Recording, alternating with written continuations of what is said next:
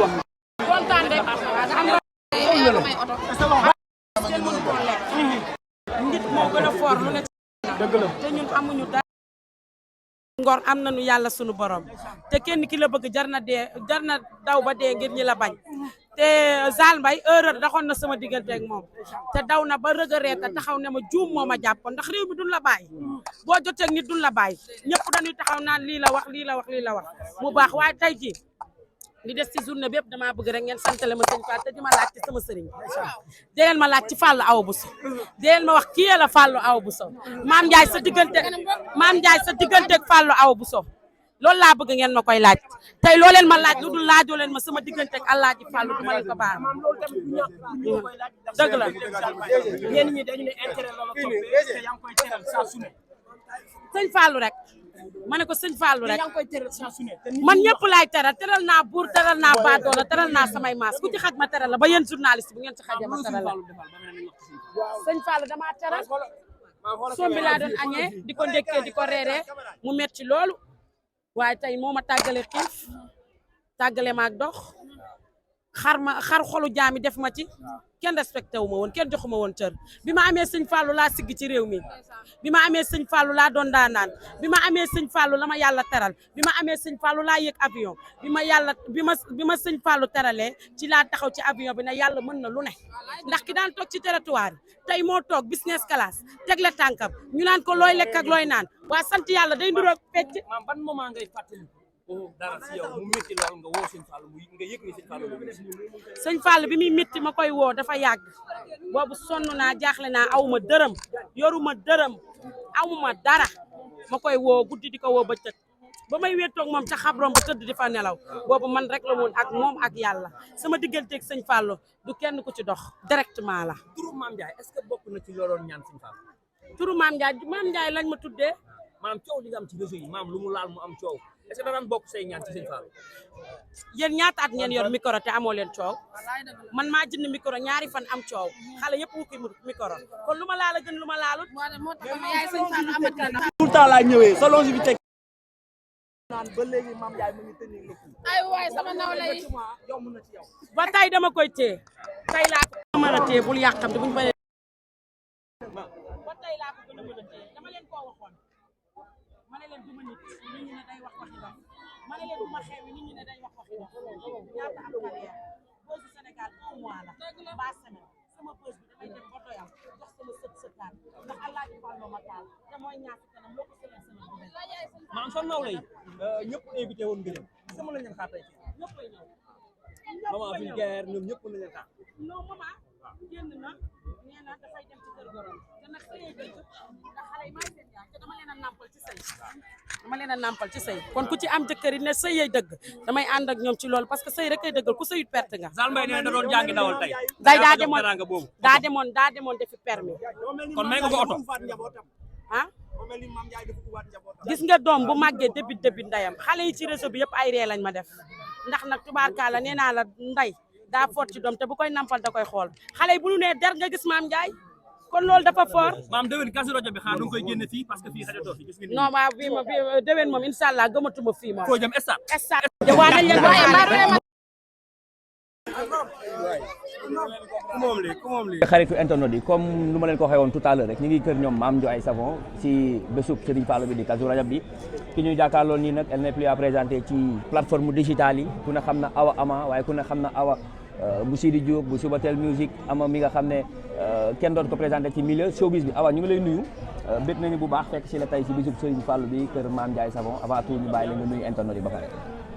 waaw damay nuyu suñu mbokk internet nuyu sénégalais yëpp di nuyu sama famille di nuyu sama yaay. d'accord su ma jumul bi mooy sa première sortie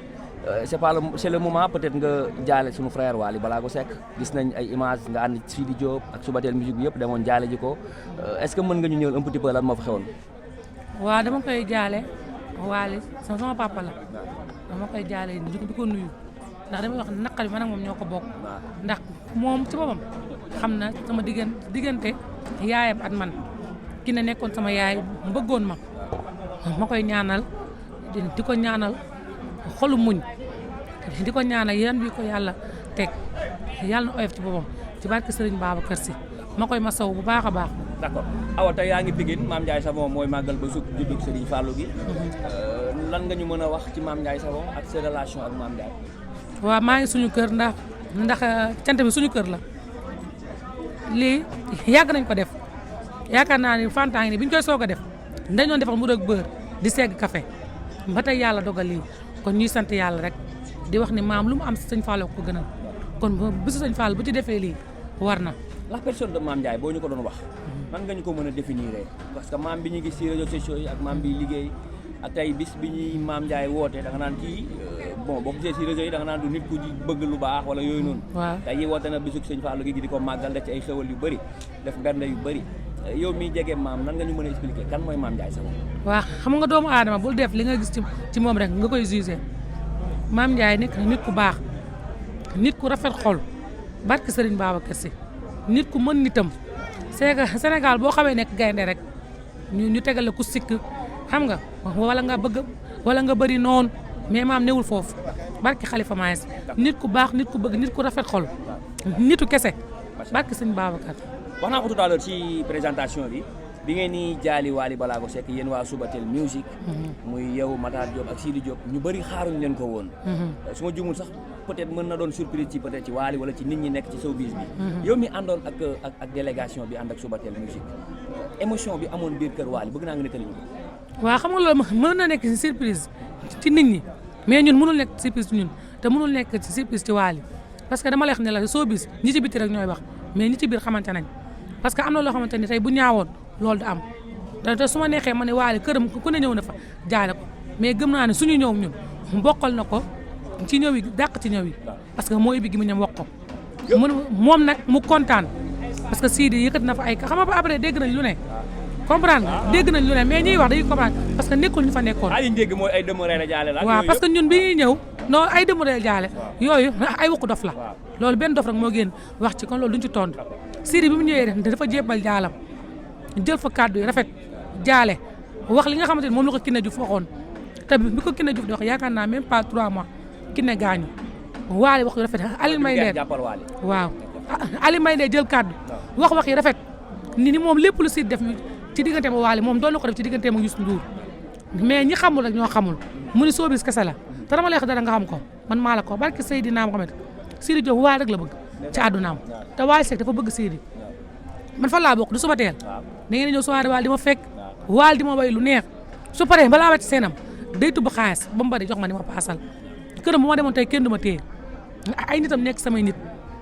showbiz ñi ci biti ñoo xamul mais ñi ci biir xam nañ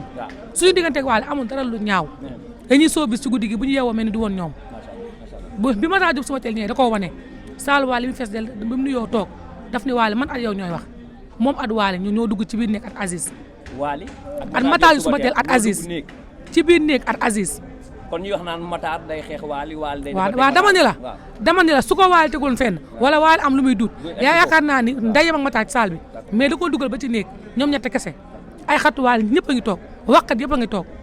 ñu tënk lii tënk ñu ñibbisi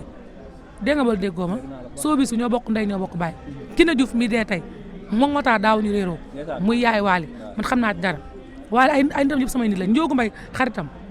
su ma neexee ma ne mooy meilleur amem man rek la bëgg